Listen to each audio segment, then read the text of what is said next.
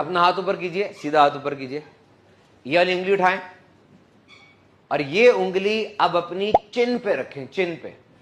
और अब अपने साथ वाले को देखें, आपने चिन पे नहीं रखी हुई, चीक पे रखी हुई उंगली। मैंने चिन कहा था ना, मैंने चिन कहा था, चिन ये होती है और आपने इधर नहीं रखी, इधर रखी है। क्यों? इसलिए कि मैंने यहां पे रखी है। आपका दिमाग आपकी आंख से आने वाली इंफॉर्मेशन को जल्दी प्रोसेस करता है, लैंग्वेज को अंदर जाके प्रोसेस करने में देर लगती है। समझ गए बात?